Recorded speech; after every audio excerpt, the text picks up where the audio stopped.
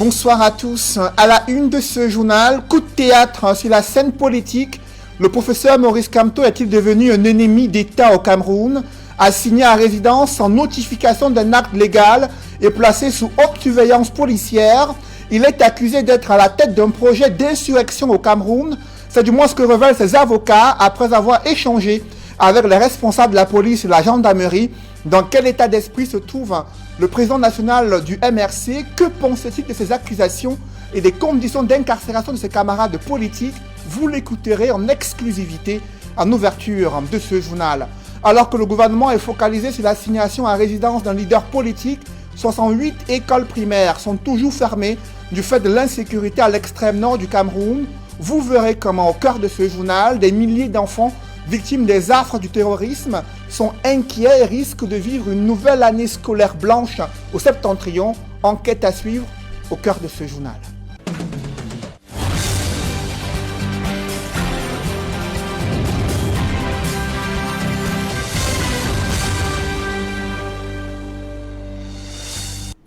Merci de suivre cette édition complète de l'information sur Equinox Télévision. Je vous le disais, c'est une exclusivité Equinox. Le professeur Maurice Kamto s'exprime pour la première fois après avoir passé près d'une semaine en assignation à résidence sans avoir été notifié par un acte légal. Il déplore une séquestration illégale, dit-il. Il déplore également le fait que les instances compétentes n'ont pas tenu à le notifier. Il a appris, après avoir rencontré ses avocats ce jour dans sa résidence, ils ont eu l'autorisation de pouvoir discuter avec lui. Le professeur Maurice Kamto révèle qu'il est interdit de sortir de son domicile, décision qui lui a été annoncée par ses avocats. Je vous propose d'écouter le président national du Mouvement pour la Renaissance du Cameroun. Il s'exprime en exclusivité sur Equinox Télévision. C'est-à-dire depuis la nuit du dimanche 20 au lundi 21, que ma maison est encerclée. Ma concession est sous le contrôle total des forces que je suis obligé, vu les circonstances, d'appeler les forces répressives, qui sont des forces mixtes de la police et de la gendarmerie, lourdement équipées et qui font une démonstration à la fois écœurante mais inutile de force.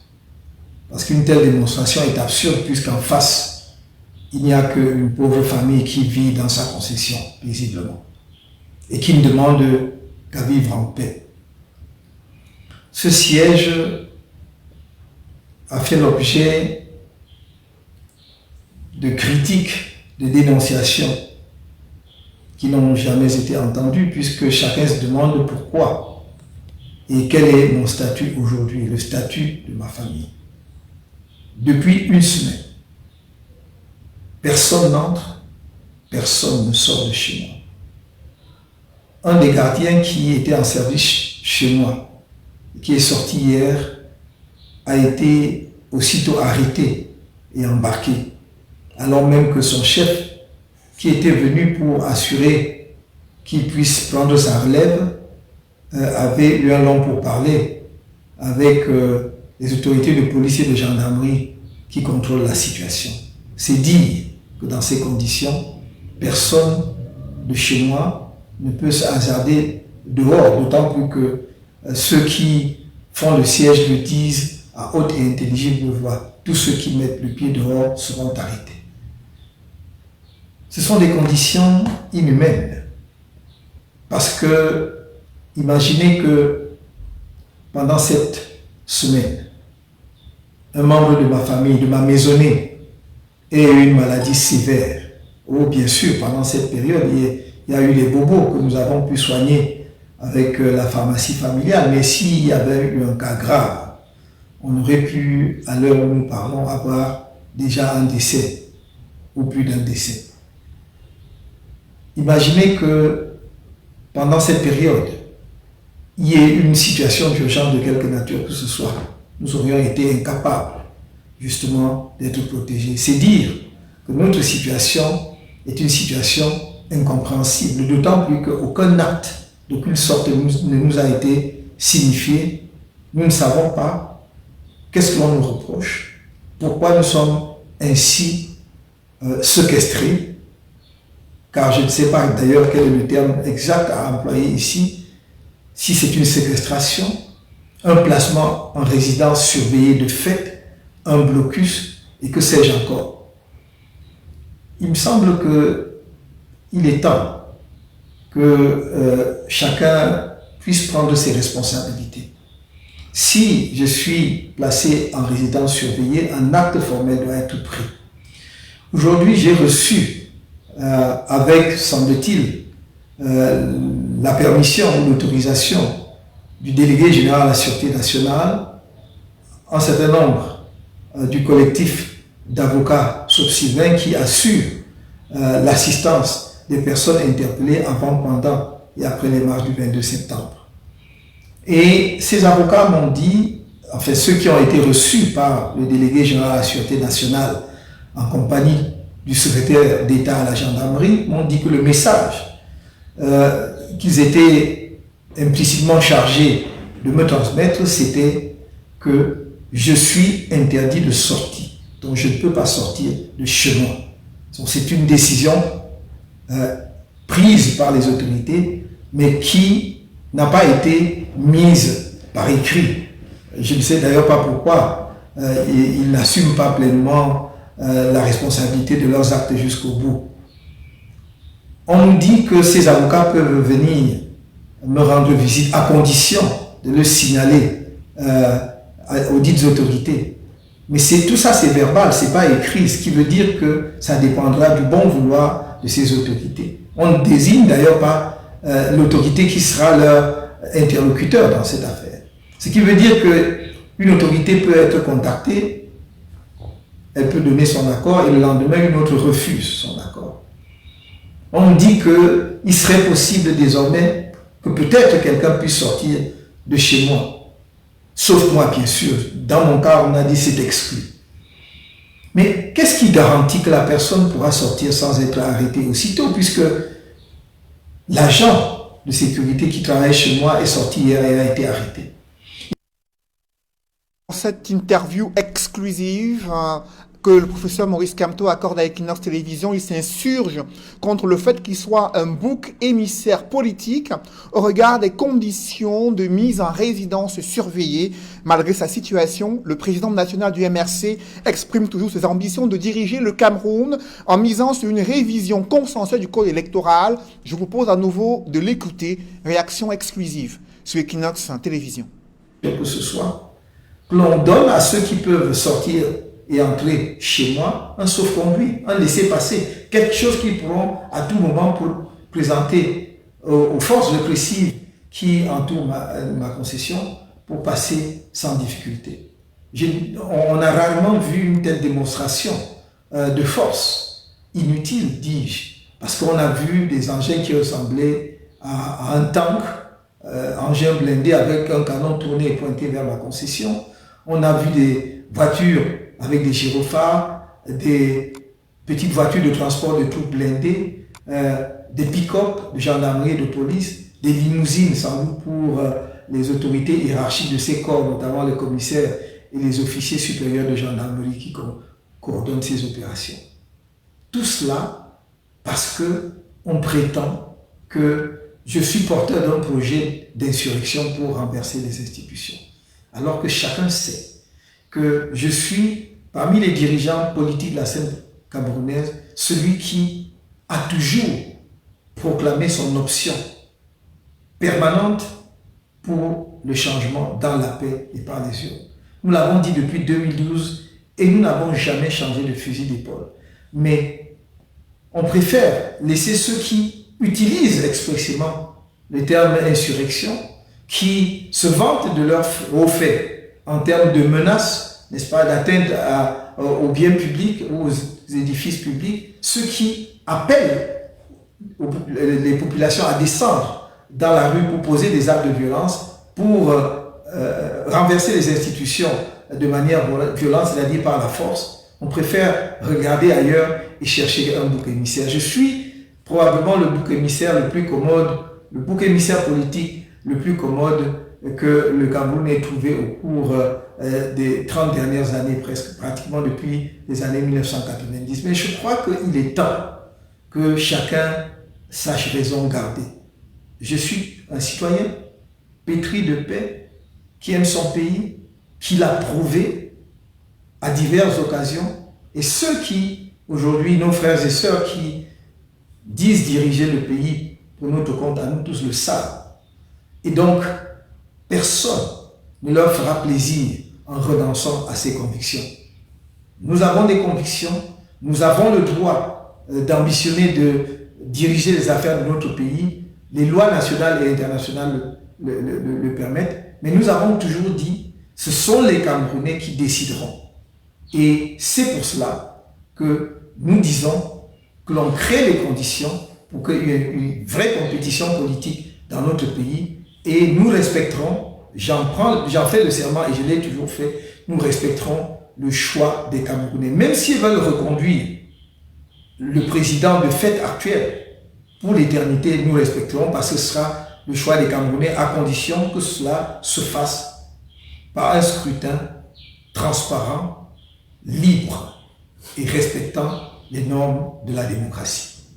Après cette réaction exclusive du professeur Maurice Kamto, président du MRC, c'est une bataille de titans qui s'annonce, bataille juridico-politique entre le mouvement pour la renaissance du Cameroun et l'État du Cameroun, au moment où la police et la gendarmerie ont signifié aux avocats du professeur Maurice Kamto qu'il est accusé de fomenter un projet d'insurrection au Cameroun. De quoi s'agit-il concrètement? Comment ces avocats sont-ils parvenus à passer entre les mailles du filet de cette surveillance policière autour de son domicile à Yaoundé? Élément de réponse avec Ike Cyril. Je vous parlais donc de ce reportage concernant la mobilisation des avocats du professeur Maurice Kamto après avoir obtenu l'autorisation de la délégation générale à la sécurité nationale et de la gendarmerie nationale. Ils ont pu rencontrer le professeur Maurice Kamto. Ils ont échangé sur les raisons pour lesquelles il est assigné à résidence. Ils disent avoir obtenu des informations de la part de la police et la gendarmerie nationale, lesquelles font état des accusations sur des tentatives d'insurrection au Cameroun fomentées par le président national du mouvement pour la renaissance du Cameroun. Je vous propose d'écouter ces avocats. Ils s'expriment dans ce reportage que signe Ike Cyril. Nous reviendrons sur ce reportage. À présent, la réaction des acteurs de la société civile qui s'expriment, eux qui ont tenu à dénoncer des entraves au respect des droits de l'homme au Cameroun, notamment les personnes qui ont été arrêtées dans les principales villes du pays ont été contraintes aux actes de corruption pour obtenir la libération. Les ONG appellent à des sanctions à l'encontre du Cameroun qui peine à respecter les droits humains et les libertés de manifester et s'exprimer politiquement au Cameroun. Ils réagissent dans ce reportage que signe Donald Brice Kamgan. Sur ces images prises à la division régionale de la police judiciaire à Douala, des personnes arrêtées le 22 septembre dernier pendant et après les marches du mouvement pour la renaissance du Cameroun. Des images et vidéos devenues virales sur les réseaux sociaux et mettant en scène des conditions d'incarcération particulièrement difficiles de ces hommes et femmes. Dans ce témoignage audio, cet ex-détenu décrit les mésaventures de ses pairs. À la PJ, nous étions 8 femmes. Je suis la seule qui est sortie. Il y a encore 7 femmes là-bas. Quand je suis arrivée, il y a même une qui était en train de saigner. Elle m'a demandé le lotus. Maman, si tu as le lotus, donne-moi, je mets dans mes fesses. Il y a les autres là qui étaient malades, ils avaient la fièvre.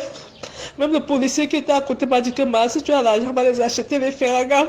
Avec le réseau des défenseurs des droits humains en Afrique centrale, Mandela Center et d'autres organisations de la société civile, l'ONG Un Monde à Venir dénonce des arrestations arbitraires, des tortures. Au moins 400 personnes sont détenues depuis le 22 septembre dernier, d'après les organisations de défense des droits humains, près de 600 d'après le MRC.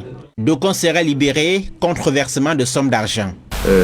L'information circule, n'est-ce pas, des personnes qui ont semble-t-il, donné de l'argent pour sortir. Et donc, ça fait monnaie désormais pour sortir de ces détentions. Quels sont les montants? Les montants qui nous ont été signalés jusqu'ici, on nous a signalé tourne autour de 200 000 francs. Les associations de défense des droits humains appellent le gouvernement à libérer urgemment toutes les personnes arrêtées et à poursuivre en justice les agents de force de maintien de l'ordre et de sécurité coupables de bavure. Nous sommes en train de vivre ce qu'on appelle un peu la criminalisation de l'engagement militant. Quand vous vous engagez et que vous défendez une opinion contraire à un gouvernement et que ce gouvernement choisisse de vous faire poursuivre par le tribunal militaire, c'est-à-dire qu'on vous assimile à un terroriste, vous vous rendez compte, c'est quand même le niveau le plus bas qu'on ait jamais connu au Cameroun en termes de violation des droits de l'homme. Mandela Center va plus loin. Cette ONG demande à la communauté internationale de prendre des sanctions contre les dirigeants camerounais, ordonnateurs de ces violations des droits de l'homme.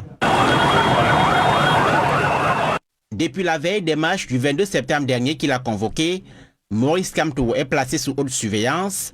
Devant sa résidence à Yaoundé, des équipes mixtes de police-gendarmerie campent depuis lors. Et Maurice Kamto sera fixé sur son sort dans les tout prochains jours. Selon ses avocats, il est accusé d'être porteur d'un projet d'insurrection au Cameroun. Véritable scandale, hein, selon les avocats du professeur Maurice Kamto, président national du MRC. Ils ont échangé avec la police et la gendarmerie. Ces différentes autorités ont indiqué qu'il est interdit de sortir de sa résidence jusqu'à nouvel avis. Il s'exprime, ses avocats, dans ce reportage que signe Aïk Cyril. Les avocats de Maurice Kamto disent tenir l'information des autorités en charge des questions de sécurité, notamment le délégué général à la Sûreté nationale et le secrétaire d'État à la Défense chargé de la gendarmerie, avec qui ils ont eu une séance de travail.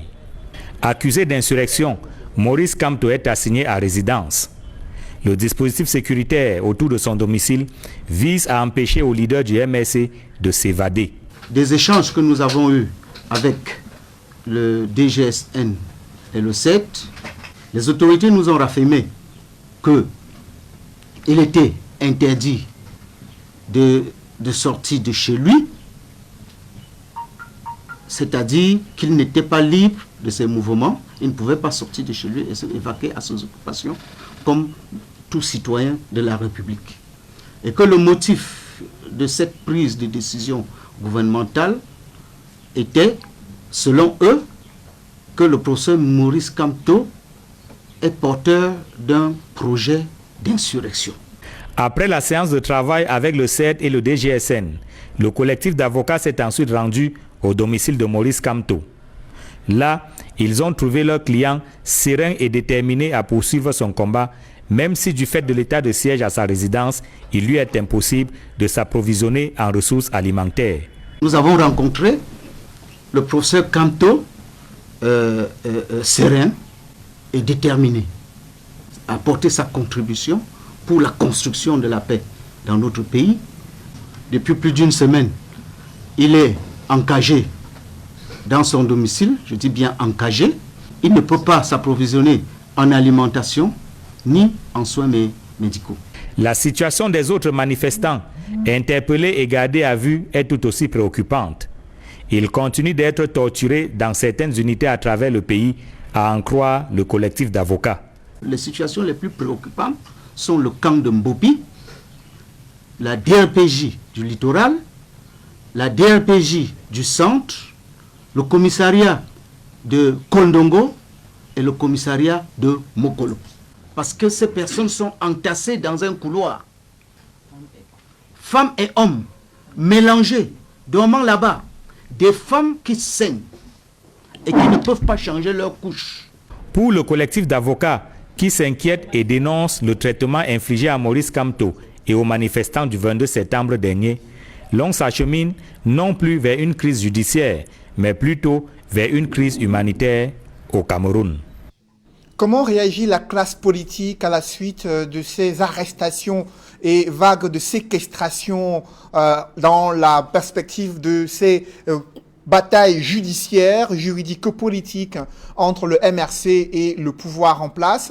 Le RDPC se félicite de la décision du gouvernement, estimant qu'il a bien réagi pour pouvoir désamorcer une crise et un coup d'État qui était fomenté par les militants du mouvement pour la renaissance du Cameroun. Le SDF critique l'attitude du gouvernement et déplore un air de dictature qui règne au Cameroun. Et le MRC qui entend se battre par tous les moyens républicains afin d'obtenir la libération de ses camarades politiques et de poursuivre son combat politique. Réaction croisée dans ce reportage que signe Flavien Valondongo. Les protestations du mouvement pour la renaissance du Cameroun ne cessent d'alimenter de vifs débats dans des chaumières et sur les plateaux de télévision. Des acteurs politiques de l'opposition, comme ceux du parti au pouvoir, s'affrontent autour des marches du 22 septembre dernier. Aucun pays au monde ne peut faire en sorte que dans la phase annonciatrice de la crise, qu'on annonce le chassement, qu'on annonce un nouvel hall de Trabi et vous déroule le tapis rouge, ça n'existe pas. Si le RDPC s'est réjoui d'avoir contrecarré l'action du mouvement pour la renaissance du Cameroun et alliés, l'opposition estime que c'est un déséquilibre qui ne rassure pas les mécontents. Au Cameroun, il y a un système de 2 poids, 2 mesures. Autant les camarades de M. Meka manifestent comme ils veulent et quand ils veulent, autant quand c'est l'opposition, c'est le refus systématique. Quand je disais que ce n'est pas la première fois que l'on voit cela. Parce que les marches pacifiques sont dans l'ADN du SDF. Avec tout un arsenal militaire, teinté des éléments de police et de gendarmerie pour étouffer des marches du MRC qui finalement ont eu lieu, quoique ayant abouti aux arrestations. La barbarie du régime n'a pas de limite dans la mesure où on enlève des gens, à supposer qu'on leur reproche même quelque chose. Qu'est-ce qui peut justifier qu'on empêche aux proches et aux conseils, aux avocats d'avoir accès à eux? S'il y a eu toutes ces arrestations-là, c'est bien parce qu'à un moment donné, les populations en ont eu marre. Sous la forme du combat de David et Goliath, les moyens de l'État ont servi pour malmener et torturer une partie de la population qui est dépassée par la malgouvernance, quoique contributrice et productrice des moyens en question. Du côté du mouvement pour la renaissance du Cameroun et alliés, on peut également se féliciter du fait que malgré tout ce déploiement de l'encadrement sécuritaire assez répressif et dur, on a vu des Camerounais disposés à mourir. Tout simplement parce que on est exaspéré, on est déçu, on est frustré, on est des déchus également. Dans la démarche du mouvement pour la renaissance du Cameroun et alliés, le ton a juste été donné le 22 septembre dernier, car le pire reste à venir. Le député SDF Jean-Michel Nitieux appelle à la levée du blocage autour de la résidence du professeur Maurice Kamto, victime de séquestration arbitraire et illégale en présence des engins de guerre. Selon le député SDF, ces actes illustrent la résurgence de la barbarie d'État contre le président du MRC et plusieurs centaines de Camerounais qui sont, dit-il, embastillés, maltraités, torturés en violation de toutes les règles de droit. Le seul tort a été d'appeler au départ de M. Biya si celui-ci convoque des élections sans révision consensuelle du code électoral et du système électoral et le règlement du conflit meurtrier dans les régions anglophones. L'honorable Jean-Michel Nitieux reproche au gouvernement de procéder à une stigmatisation ethnique du professeur Maurice Kamto et la communauté à laquelle il appartient, sans se soucier du désastre de très grande amplitude que cela peut produire sur le vivre ensemble au Cameroun. Le député SDF redoute des déflagrations politiques et sociologiques aux conséquences inimaginables dont nul n'a absolument besoin en cette période. Selon Jean-Michel Nitieux, le régime instrumentalise le chiffon tribaliste pour tenter de masquer son échec. Dans un communiqué, il interpelle l'opinion publique nationale et internationale sur ces dérives et exige que ces pratiques malsaines cessent immédiatement au Cameroun. Comment expliquer que de telles manifestations puissent aboutir à des accusations d'insurrection et de rébellion contre l'État du Cameroun, alors que dans le monde entier, en France, aux États-Unis, des manifestants ont plusieurs fois appelé au départ de leur président de la République? Analyse avec Guy Zogo. S'il est une constante, c'est que la démocratie et la liberté d'expression sont imbriquées l'une à l'autre. Il n'est par conséquent pas étonnant que dans un tel système, appeler au départ d'un chef d'État ne soit pas assimilé illico presto à l'insurrection. Pour l'illustrer, ces dernières heures ont été marquées en France par des manifestations des Gilets jaunes scandant « Macron dégage » et à celles des démocrates aux États-Unis appelant à la démission de Donald Trump. Là-bas, on n'a guère entendu parler d'une insurrection. Si la France et les États-Unis ne sont pas le Cameroun, rien n'explique pour autant les arrestations massives des Camerounais qui ont voulu exercer leurs droits démocratiques en usant de leur liberté d'expression le 22 septembre dernier. Cela est d'autant plus incompréhensible que Paul Biya avait expliqué à Yves Mourouzi lors d'une interview en 1990 sur Radio Monte Carlo qu'il souhaitait entrer dans l'histoire comme celui qui a apporté la prospérité et la démocratie au Cameroun. Si la prospérité peut être liée à des contingences échappant à son influence, en revanche, pour la consolidation de la démocratie, il dispose de coups de franche qui devraient amener à des résultats concrets. Mais il n'en est rien et cela en rajoute à la tension dans un pays déjà meurtri par le conflit dans le nord-ouest et le sud-ouest. Après les événements du 22 septembre dernier, une seule issue apparaît alors possible, celle de libérer les manifestants aux arrêts qui n'ont fait qu'exercer leurs droits démocratiques. La démocratie camerounaise en sortirait grandie. Des publi-reportages dans ce journal, des ateliers d'orientation académique sont organisés à l'Institut universitaire de Golfe de Guinée. Objectif, permettre aux bacheliers, aux autres étudiants d'avoir des outils pour mieux choisir leur filière académique et pouvoir bénéficier d'une formation de qualité afin de décrocher un diplôme, d'avoir des compétences nécessaires pour s'insérer sur le marché de l'emploi. Reportage. Après l'euphorie de l'obtention du baccalauréat, place au choix de la filière. Un véritable casse-tête pour de nombreux bacheliers qui frappent aux portes des universités et grandes écoles. C'est une étape très déterminante pour une meilleure insertion professionnelle. C'est pour répondre à cette préoccupation majeure des jeunes bacheliers que l'Institut universitaire du Golfe de Guinée a ouvert des ateliers d'orientation afin de leur donner des outils devant leur permettre de faire le bon choix en fonction de leur capacité intellectuelle. Il est donc question que l'Institut universitaire du Golfe de Guinée offre cet espace qui va permettre aux élèves d'avoir encore plus d'informations sur ce qu'ils vont devenir après le bac.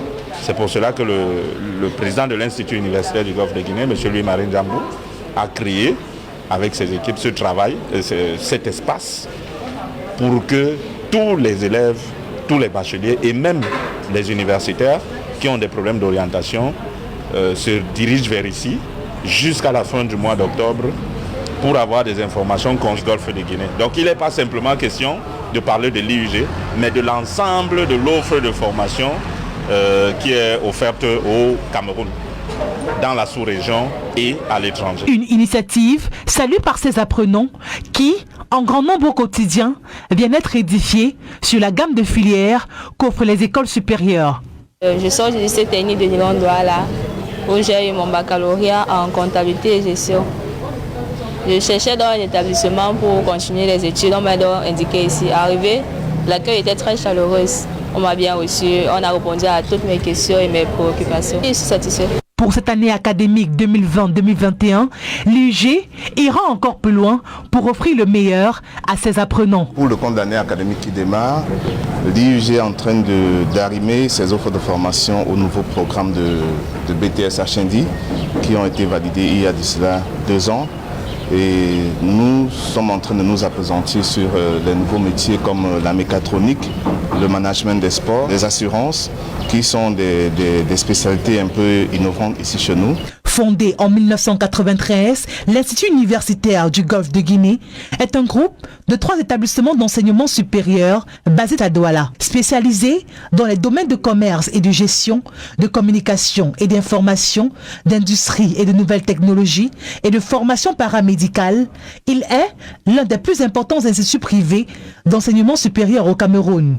Toutes ces formations ont un caractère international, tant par le contenu de leur programme et de la qualification du corps enseignant que de l'implication des organisations et des entreprises nationales et multinationales.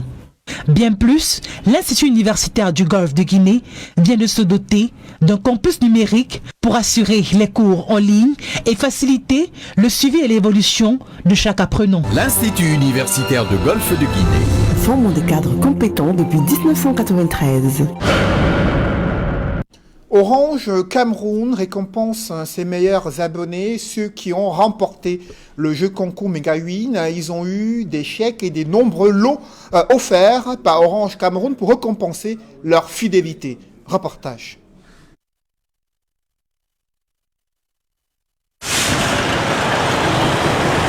Orange Cameroun tient ses promesses. Le géant de télécommunications prime son aimable clientèle. Il s'agit des gagnants du jeu Megawin où il était question de tester sa culture générale et de cumuler des points via son téléphone mobile au 9107. Nous sommes là pour la remise des lots comme tous les autres mois des gagnants, de nos clients qui ont participé au jeu Megawin. Et qu'est-ce qu'il faut pour être gagnant? Il faut envoyer un message au 9107. Ensuite, vous recevez des questions. Vous envoyez tout simplement oui ou OK au 9107. Vous répondez aux questions. Et ensuite, vous avez gagné des points, vous cumulez des points et vous participez au tirage au sort. Les heureux récipiendaires, ayant reçu des chèques allant de 50 000 à 1 million de francs CFA, avouent qu'ils n'y croyaient pas au départ, mais à présent, confirme qu'Orange Cameroun met sa clientèle au cœur de ses préoccupations. Je suis très très fier. Au début, je ne croyais pas, mais maintenant je crois. C'est comme un rêve. Je suis très heureux, je me sens confiant, on sent que la rentrée est assurée. À Orange Cameroun, j'ai dit un seul mot, va de l'avant. Oh, mais j'ai répondu aux questions de culture générale. Ça c'est de la culture. Et c'est pourquoi j'ai profité de l'occasion pour demander à tous mes frères et sœurs camerounais de s'habituer à la culture, de lire et de s'informer. Cette foire aux récompenses est loin d'être terminée. Un chèque plus important attend celui ou celle qui participera à ce jeu lancé par Orange Cameroun pour apporter du soleil au quotidien de ces milliers d'abonnés à travers le pays. En ce moment, nous avons un gros lot.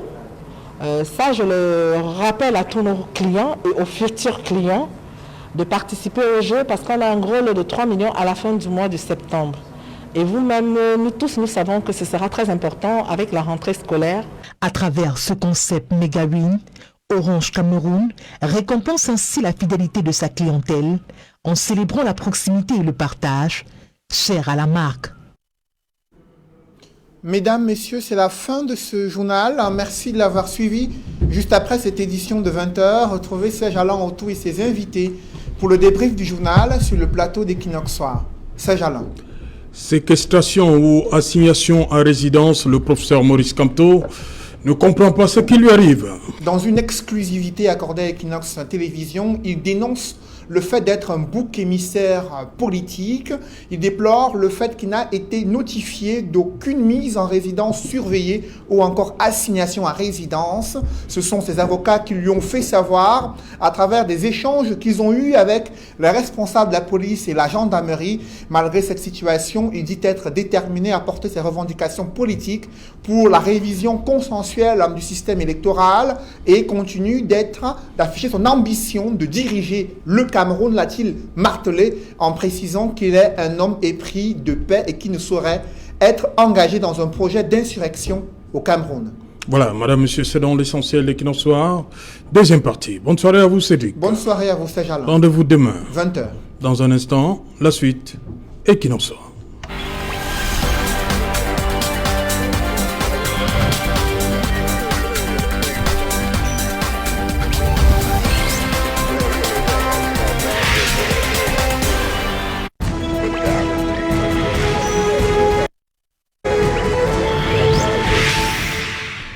Retour sur le plateau Equinox Soir. Deuxième partie, c'est la partie consacrée au débrief du journal. Madame, monsieur, toujours en compagnie de Maître Georges Teguem. Il est là, Jacques Maboulin, Charles Njikam et le docteur Louison Essomba. Docteur Luisin Issomba. Non, je vais commencer par le plénipotentiaire du MRC. Qu'est-ce que ça vous fait aujourd'hui de revoir votre champion? Vous étiez inquiet pour lui?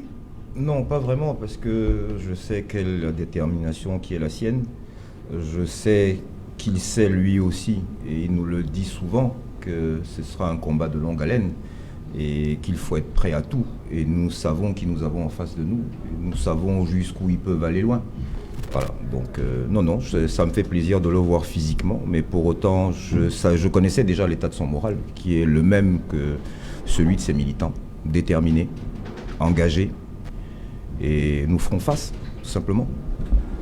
Voilà, Maître Tegem, vous avez suivi votre confrère aîné, j'aime souvent le dire, qu'on apprend tous les jours et qu'il en soit, le confrère aîné, Maître Hippolyte Méli, il nous fait savoir que il reprend en fait les propos tenus du côté de la police et de la gendarmerie. On leur a fait savoir, mais c'est un collectif qui était là-bas, que le professeur Maurice Kamto était porteur d'un projet d'insurrection.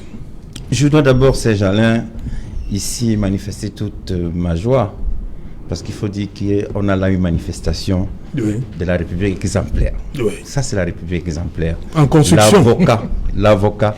Là, c'est une manifestation d'une République exemplaire. La construction, c'est justement avec les thématiques du MRC. C'est-à-dire qu'il faut que les thématiques s'arrêtent pour que la construction s'achève. Mais l'avocat qui a accès à son client, c'est l'exemplarité. Ça, il faut le dire. C'est la République exemplaire. C'est une manifestation de la République exemplaire. L'avocat a accès à ses clients. Ça, je suis content de voir que l'avocat... Mais ça n'a pas toujours été ça, hein, Maître Tegem. Mais voilà une manifestation enfin. Pourquoi avant, ça n'a pas souvent été ça, donc?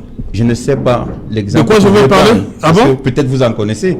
Mais je parle maintenant de ce qu'on vient de regarder, sauf si on n'est plus dans le débrief du journal. Non, on est dans le débrief. Dans le débrief, l'avocat a eu accès à son client. C'est la République exemplaire. L'avocat a accès à son client, il faut le dire. Et je vais également faire observer que c'est ainsi que ça doit se passer dans une démocratie, dans une république exemplaire comme la nôtre. Parce que tous les avocats, je le dis, et presque sans exception, sont des républicains. Entrez chez un avocat. Vous lui dites qu'on va manifester pour renverser, bien il va vous dire, monsieur, ne m'associez pas. Parce qu'il sait que les règles ne permettent pas. Et les avocats sont des républicains. Allez chez un avocat, vous dites que je vais aller brûler l'immeuble d'Equinos. Il va dire, monsieur, c'est pas ce qu'il faut faire. Si vous avez un problème, dites-moi, je sais ce que je vais faire. Et il choisit la voie judiciaire. Ce que j'ai également observé, Serge Alain, c'est que j'ai écouté tout à l'heure. Je suis quand même surpris qu'on veuille régler les problèmes des Camerounais, mais quand on n'est pas en résidence, parce que moi je pense qu'on est dans le cadre d'une mesure de surveillance judiciaire, sous réserve des pouvoirs reconnus au juge d'instruction et à la justice. Je pense que là, peut-être, parce que là, je vais aller un peu très loin, je pense qu'on serait dans une mesure de surveillance judiciaire. Lorsqu'on est dans cette situation, je ne comprends pas qu'on dit régler les problèmes des Camerounais, mais on s'occupe du code électoral qu'il faut modifier pour qu'on prétende à la présidence de la République. C'est une situation, nous sommes d'accord, c'est un droit pour chaque citoyen de postuler au poste de président de la République. Mais nous disons que ce n'est pas parce que quelqu'un doit y accéder qu'il doit mettre la République en lambeaux. Que ce soit noté pour tout le monde. Et en tout cas, moi, je pense que nous devons tous développer des comportements patriotiques et républicains. La République a des règles. Le suffrage universel a eu lieu en 2018. Le prochain, c'est en 2025. Sauf événement majeur, c'est en 2025. Si quelqu'un veut gagner les élections en 2025, il faut oublier ses armes, il se prépare pour chercher à gagner le scrutin en formant ses militants et non en participant à une manœuvre de destruction de la République, de destruction des valeurs, en instrumentalisant la jeunesse. Une opposition à court d'arguments, une opposition, si vous voulez, sans thématique sérieuse. Parce que je ne pense pas qu'une thématique sérieuse, c'est il doit partir. Et j'ai vu là même, on a évoqué la France, en disant la France et les États-Unis, on peut demander de partir. Mais je voulais faire observer également que la loi pénale a un principe connu dans l'étudiant de deuxième année. Je parle sous le contrôle du Dr Issomba, c'est le principe de la territorialité de la loi pénale. La loi pénale camerounaise s'applique au Cameroun. On ne va pas venir nous amener la loi pénale française, alors que quand on est au Cameroun, on sait à quoi s'en tenir. Le rôle de la loi, c'est indiquer aux citoyens que voici les principes, voici les règles, voici les valeurs. Au cas où vous les violez, voilà ce qui vous arrivera. Le gouvernement de la République a agi conformément aux règles. Je dis encore une fois, je salue la manifestation de la République exemplaire que j'ai vue tout à l'heure. Les avocats ont eu accès à leurs clients, ils se sont entretenus. Nous sommes heureux, et moi en tant qu'avocat le premier, je suis content que les avocats soient ainsi traités dans un pays comme le nôtre. Mais ça, c'était la deuxième tentative. Hein. Maître Méli avait déjà essayé, il n'a pas pu. Je suis absolument surpris parce que vous indiquez, parce que J'ai entendu dire plutôt que les avocats n'avaient pas accès à leurs clients. Mais je constate ce soir qu'ils ont eu accès à leurs clients. Ils ont rencontré M. Degué, général de la sécurité nationale, président du CED. Voilà. Et à cette occasion, on leur a dit, écoutez, vous pouvez le rencontrer. Il me semble que c'est une démarche normale. En tout cas, tout avocat sait que pour avoir à son client, il faut d'abord s'adresser à l'autorité qui a décidé soit de sa détention, soit de sa garde à vue. Nous, les avocats, nous le savons. Demandez à tous les avocats, ils vous diront, si on vous dit que votre client est enfermé là, vous n'avez pas le droit de venir et traverser tout le monde. Il y a des gens que vous devez rencontrer préalablement. Ce sont des règles. En tout cas, les avocats sont les républicains. Je n'ai pas de leçon à faire. Ils savent bien ce qu'ils doivent faire. Ok, on va prendre la direction de Paris où nous attend Joseph Léangoula. Joseph Léangoula, le professeur, vous l'avez suivi dans le 20h Equinox Télévision. Il dit qu'il ne sait pas ce qui lui arrive. Il est séquestré. On n'a pas été notifié du fait qu'il soit en résidence surveillée ou pas. Comment vous appréciez cet état de choses?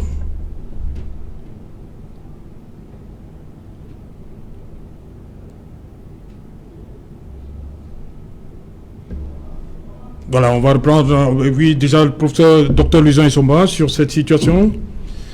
Oui, j'ai vu ces images comme tout Camerounais.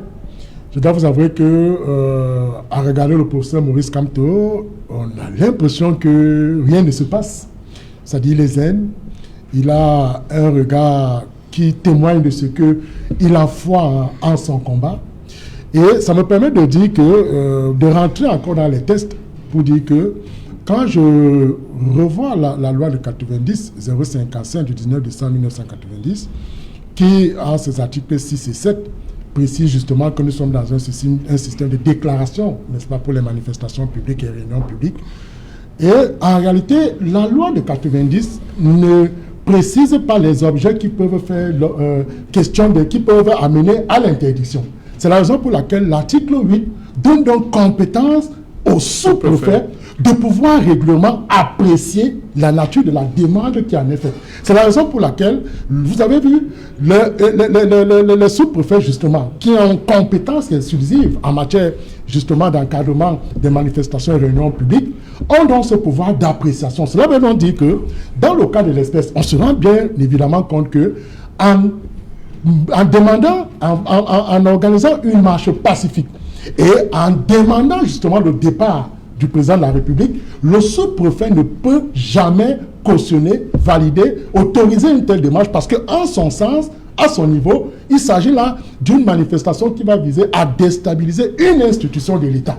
Vous voyez, et c'est là donc le problème. Cela veut dire donc que la loi de 1990 mérite donc d'être réformée, retouchée, adaptée dans le contexte justement de l'évolution des droits de l'homme et libertés fondamentales. Parce que quand vous regardez, comme je vous l'ai indiqué, l'autorité administrative, de police administrative a les pleins pouvoirs pour justement autoriser, mais aussi d'apprécier l'objet de la marche. Et c'est à ce niveau-là, justement, qu'il y a un problème, parce que la loi elle-même n'a pas véritablement défini les objets qui peuvent faire l'objet, qui peuvent faire, comment dire, suite des interdictions. Donc, il faut le relever.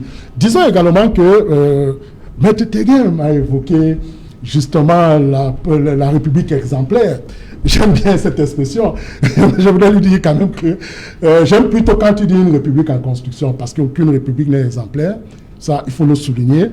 Les républiques sont toutes en construction. Et quand nous prenons toute la République, c'est quoi? C'est la chose qui appartient à tous, qui est dans une perpétuelle mise en œuvre, dans une perpétuelle mutation. Donc, exemplarité, je trouve que c'est un peu trop fort. C'est également l'image qui démontre que dans le pays, les choses peuvent se décider d'être bien faites. C'est-à-dire laisser le soin à un avocat de rencontrer son client. C'est tout à fait normal.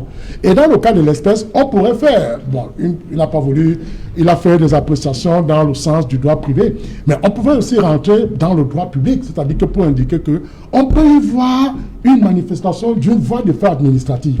Mais la voie de fait administrative à ce niveau ne peut pas avoir totalement effet, tout simplement parce que les forces de défense et de sécurité ne sont pas encore rentrées dans le domicile, c'est-à-dire qu'à l'intérieur du professeur Maurice Kamto, c'est-à-dire que ces forces sont simplement à l'extérieur. On pourrait peut-être évoquer l'idée aussi, je dirais, d'une emprise. Mais jusque-là, l'emprise, il faut une réelle dépossession des biens du propriétaire. Donc, ça veut dire tout simplement que le professeur Maurice Kamto a lancé une marche pacifique.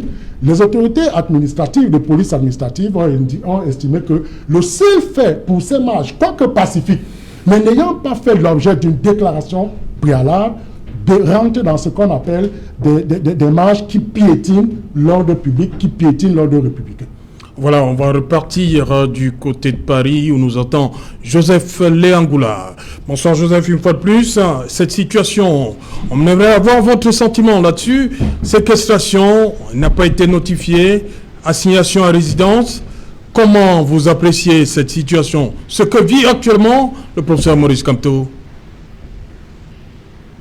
Alors écoutez, j'estime quand même qu'il y a là des éléments qui peuvent davantage radicaliser les positions politiques, parce que Maurice Kamto est un leader politique qui est quand même suivi par un nombre important de Camerounais qui voient d'un très mauvais œil et qui n'apprécient guère aujourd'hui le traitement dont il fait l'objet. Mais on parle beaucoup d'assignation. Il faut peut-être préciser qu'aujourd'hui, Maurice Kamto fait l'objet d'une double assignation. Il y a d'abord une assignation à résidence, avec notamment le fort déploiement des dispositifs sécuritaires qu'on a pu voir autour de son domicile. Mais il y a plus grave aujourd'hui, et qu'on a tendance à sous-estimer, c'est qu'il fait également l'objet d'une assignation identitaire. C'est-à-dire on le confine à une communauté. Aujourd'hui, par exemple, présenter le leader Maurice Kamto, qui est un leader d'une formation politique qui a la prétention d'être implanté sur l'ensemble du triangle national, le présenter aujourd'hui ou le réduire à un entrepreneur identitaire qui est là pour porter le désir de vengeance et les ambitions hégémoniques d'une communauté, établit des liens de corrélation entre les origines ethniques de Maurice Kamto et sa clientèle politique ou sa base de soutien, c'est à mon avis s'aventurer dans un jeu dangereux. Ça relève d'un simplisme qui menace de fissurer davantage du social camerounais et qui pourrait porter un coup aujourd'hui à la cohésion que nous sommes en train de rechercher.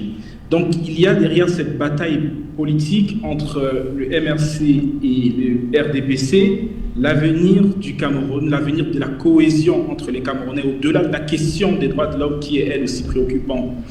Par ailleurs, je voulais rajouter un élément qui me semble essentiel. Aujourd'hui, on se plaint d'une certaine diaspora qui se mobilise à l'étranger et qui, à travers ses actions, serait en train de ternir l'image du Cameroun. Ce qu'on oublie très souvent, c'est que la radicalisation s'est déplacée à l'extérieur lorsque l'espace politique au niveau national s'est rétréci. Si vous observez bien dans l'histoire du Cameroun et que vous regardez la séquence 1970-1990, avant le vaste mouvement de libéralisation politique, on constatait qu'effectivement l'essentiel des opposants au régime en place était concentré à l'extérieur. Après l'ouverture du jeu politique au niveau national, ils sont revenus et ils ont concentré la bataille politique sur le territoire national. Alors aujourd'hui, avec le rétrécissement de l'espace politique, ces nouvelles figures de l'opposition vont également déplacer le débat et la bataille politique à l'étranger. C'est pourquoi on observe aujourd'hui la résurgence de ce phénomène de la brigade anti-Sardina que tout le monde est en train de dénoncer. C'est en fait un révélateur, un indicateur du malaise politique à l'intérieur du pays et de l'étroitesse de l'espace dans lequel les leaders politiques sont en train d'opérer. Si on tient tant à l'image du Cameroun et si on veut éviter au président de la République qu'il ne devienne aujourd'hui, qu'il ne soit perçu à l'échelle internationale comme étant le prédateur de la liberté d'expression, il faut ouvrir le jeu politique au Cameroun, il faut créer les conditions d'une compétition équitable et il faut protéger tous ceux qui veulent exercer leur liberté publique, que ce soit dans le choix des dirigeants ou dans la conquête du pouvoir. Voilà le commentaire global que moi je voudrais porter sur la situation actuelle au Cameroun. Justement, Joseph, avant de vous laisser partir, et sur le fait qu'on dise aujourd'hui que le professeur Maurice Kamto serait porteur d'un projet d'insurrection. Votre avis? Alors, l'insurrection, c'est un mot effectivement dont les usages varient en fonction de qui l'emploie et en fonction des ambitions de la personne. Il faut rappeler quand même que dans le jargon de sciences politiques, l'insurrection renvoie quand même à un soulèvement armé contre une autorité établi. Il ne me semble pas que ces conditions sont rassemblées au Cameroun. On a en face, je dirais, on a plutôt affaire au Cameroun à un mouvement de mécontentement. Et ce mouvement de mécontentement est manifestement suscité par une formation politique. Et j'en profite justement de cette séquence pour glisser une alerte qui me semble importante. Lorsque dans un pays, on détricote progressivement le pouvoir d'action des partis politiques, lorsque dans un pays, on empêche la société civile de canaliser le mécontentement, de lui donner une expression légale, eh bien, on est progressivement et lentement en train de créer les conditions d'une explosion de la violence. Et cette fois, il n'y aura pas de leader pour le canaliser. Il n'y aura pas de leader pour la canaliser, pardon. Il n'y aura pas de parti politique pour encadrer, enregistrer, orienter l'expression politique de ce mécontentement. Et ça peut conduire à des situations extrêmement graves comme une émeute ou alors véritablement à une insurrection. C'est ce qui s'est passé, par exemple, dans les régions où l'absence des leaders a créé un vide dans lequel effectivement de nouveaux entrepreneurs, et cette fois des entrepreneurs de la violence, ont émergé et ont plongé depuis 4 années déjà cette région dans un conflit sanglant. Voilà. Si on veut l'éviter au Cameroun, il faut créer les conditions d'une participation je veux dire sans risque effectivement de répression vis-à-vis des leaders politiques. Voilà, merci. De la société civile. Merci Joseph Léangoula, je rappelle que vous êtes analyste politique. Merci d'avoir participé à cette édition Equinoxois, émission d'utilité publique. Jacques Maboula, oui. Est-ce que le professeur Maurice Kamto est condamné déjà? Non, il n'est pas condamné, juste que il est... Quand on le fait savoir comme ça à ses avocats? Non, le professeur Maurice Kamto, je l'ai entendu, j'ai plus entendu parler le juriste. Oui. Je n'ai pas entendu parler l'homme politique. Parce que quand on a un homme politique averti, on sait au moins ce que appeler au départ d'un chef de l'État, c'est remettre en question la stabilité de l'État. Et donc vous actionnez d'autres leviers qui sont des leviers de la sécurité de l'appareil de l'État. Quand vous dites que vous allez faire partie un chef de l'État, vous actionnez sur les leviers sécuritaires et sûreté de l'État. Et à ce moment donné, vous faites entrer d'autres forces. Et il est surpris, parce que justement, il n'est pas encadré, il n'est pas formé. En politique, il y a ce qu'on appelle le choix des mots et le poids des mots. Et quand vous faites des erreurs d'adressage, de message, des erreurs de définition des objectifs, et bien entendu, vous êtes souvent surpris, parce que là, il est entré dans ce qu'on appelle le rapport des forces. Eh bien, quand vous faites déclarer le rapport des forces, vous ne pouvez pas dire qu'il n'y a pas de coup fort. L'État utilise tous les moyens qu'il a à sa disposition pour s'assurer que l'État ne vacillera pas, l'État ne tombera pas. Et il est dans cette logique-là, c'est pour ça que j'ai dit au départ, la définition des objectifs définit la fédération des forces possibles qui puissent se mettre en marche. Il aurait dit qu'il marche juste pour le système électoral, on n'aurait pas mis l'armée autour de sa maison. Il aurait dit qu'il marche juste pour la crise anglophone, on n'aurait pas mis ce dispositif-là autour de sa maison. Ceci dit, le timing qu'il choisit est un timing en dehors du temps institutionnel. Le timing qu'il choisit pour faire partie le chef de l'État est un timing qui montre que ces boycotts successifs des élections cadrent bien avec sa démarche. Jacques Maboula, oui. Lorsqu'en 92, on met je ne sais pas si c'est le même dispositif, hein, c'est Ni John Fundi Abamenda. Il avait demandé quoi?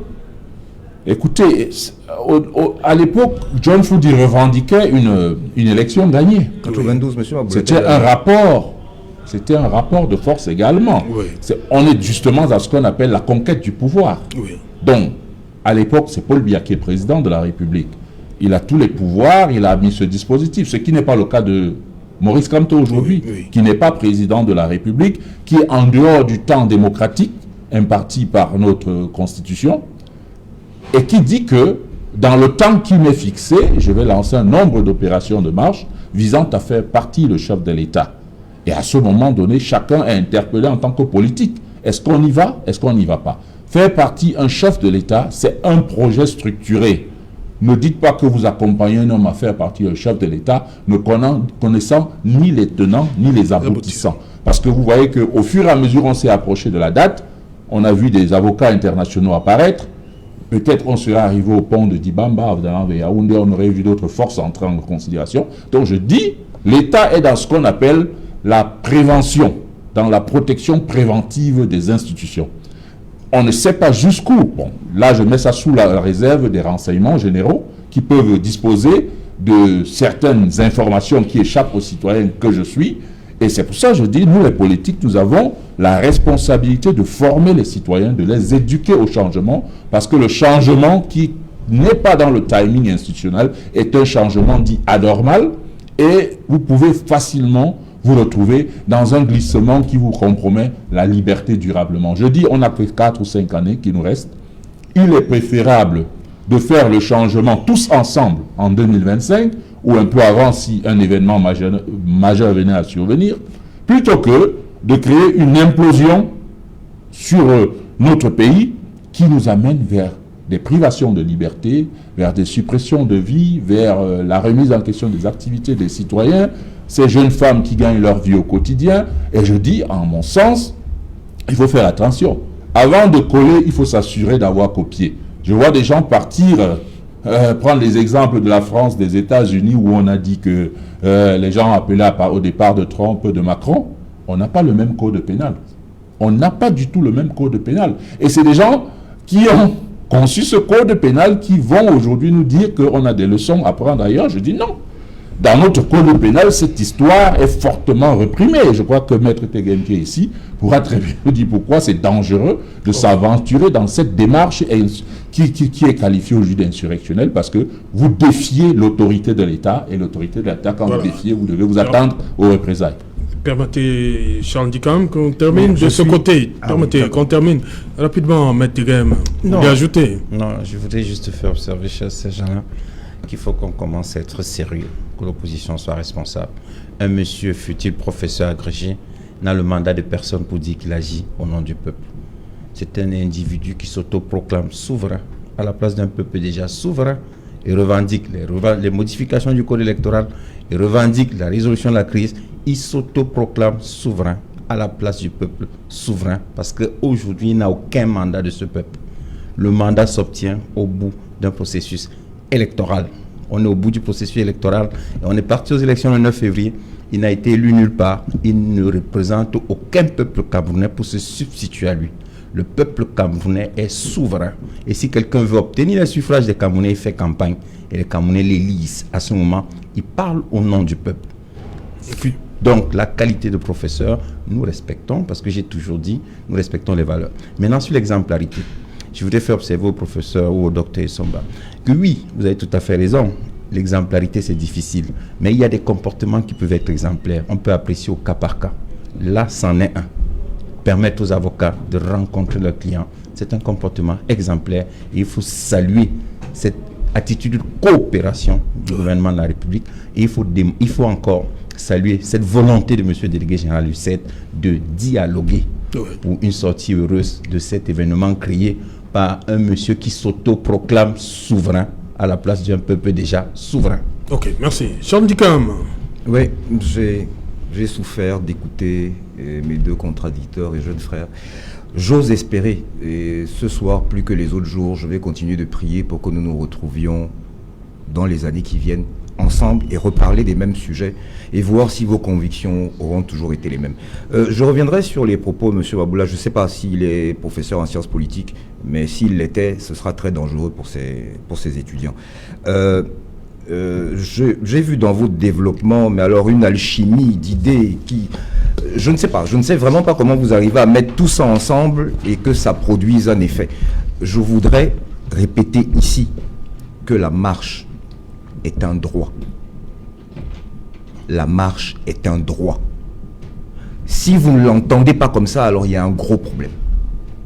Deuxièmement, j'ai entendu tout à l'heure, je pense que c'était l'intervenant de Paris qui parlait du danger de la tribalité, mais je suis très étonné que le gouvernement qui parle de parti tribal, si mes souvenirs sont bons, 5 gouverneurs sur 10 37 préfets sur 58, 200 sous-préfets sur 360, 34 ministres sur 63 viennent d'une et une seule région. Je ne sais pas si ce gouvernement-là et les gens du RDPC peuvent se permettre de dire d'autres qu'ils ont des réflexes tribaux. Mais vraiment, c'est tellement réducteur, mais c'est volontaire. Je rappelle également à mes copanélistes ici, ainsi qu'aux téléspectateurs qui nous regardent, qu'il y a de cela 3 semaines, 1 mois, des gens se sont levés de chez eux, ont été marchés, ils ont été reçus par un sous-préfet à qui ils ont remis un mémorandum, sans pour autant avoir une quelconque autorisation. Mais comme l'essentiel de ces gens faisait partie du parti au pouvoir, pour ne pas me répéter, c'est bien passé. Je dis aussi, quand vous parlez de construction, mais le fait que la loi soit respectée, nous devons le célébrer. Ce qui devrait être normal doit être célébré. C'est pour dire à quel point c'est exceptionnel. Donc il faut le célébrer. Mais où sommes-nous? Vous avez oublié une chose, les éminents juristes que vous êtes, que ce soit mon voisin de droite comme vous. Dites-moi, sous le coup de quelle loi tombe la séquestration de Maurice Kamto à la date d'aujourd'hui, qui ne lui soit pas signifié. Je dis bien qu'il ne lui soit pas signifié. Les excellents juristes que vous êtes, vous avez fait beaucoup de développement. Je vous demande, sous le coup de quelle loi tombe la séquestration de M. Maurice Kamto, sans lui être signifié.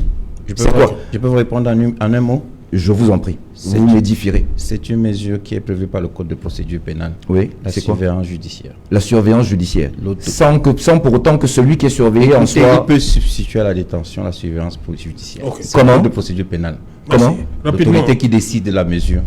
Docteur Lucien Somba, rapidement, on arrive au terme de l'émission. Ça, je voudrais finir par l'avant-dernier paragraphe. Je lis juste un point. Le chef de l'État, son Excellence Poblila, n'a cessé de réaffirmer son attachement au dialogue et à la concertation dans la recherche des solutions aux problèmes auxquels notre pays est confronté. Je m'arrête là. Pour juste dire, nous avons vu le président de la République au piédestal des Nations Unies clamer qu'il est un mendiant de la paix. Je crois que cette paix mérite d'être mendiée au Cameroun. Qu'est-ce qui empêcherait le président de convoquer le professeur Maurice Kamto, de le recevoir? Ce que je vais dire va certainement énerver les radicaux, mais va faire plaisir les modérés, les progressistes de RDPC. Parce qu'en réalité, Serge Alonto, le Cameroun appartient à tous les Camerounais. Mais Teguet, qui est le défenseur des orphelins et des veuves, joue un rôle important dans la bonne administration de la justice. Moi, docteur de Sombajan enseigne. Cette année, j'ai eu près de 3700 étudiants en plein Covid. Je participe au rayonnement de la science. Donc, chaque Camerounais à son niveau a la pierre à apporter à l'édifice du Cameroun. Qu'est-ce qui empêche le président de la République de convoquer Maurice Kamto? Parce que ça s'inscrit dans la logique de ce communiqué, la concertation, le dialogue. Parce que c'est, écoutez, l'option répressive ne peut qu'amener à radicaliser les uns et les autres. On doit ouvrir l'option justement du dialogue. Même le président de la République, ça peut être encore dérisoire. Il peut rentrer sa voiture, il rencontre Sissoko Ayoutab en prison. Ce serait un coup médiatique fort, un coup politique inimaginable. Et ces gens-là, je finis par là pour dire que si cette situation n'est pas maîtrisée, vous aurez les malheureux au paradis et les heureux en enfer. Merci. Merci, Maître Tegem. Merci. Merci, Jacques Maboula, d'être venu. Merci, Charles Dikam. Oui, je voudrais dire bon courage à tous mes amis politiques en ce moment embastillés dans les conditions que nous avons vues pendant le journal. Merci. Et bon courage également au président national et que le Cameroun seul vaincra. Merci à vous, Dr Lucien Somba, d'être une fois de plus venu à cette émission. Merci également à Joseph Léangoula qui était en direct de Paris. Madame, Monsieur, rendez-vous demain lorsqu'il sera 19h. Bonsoir, sans Mélima.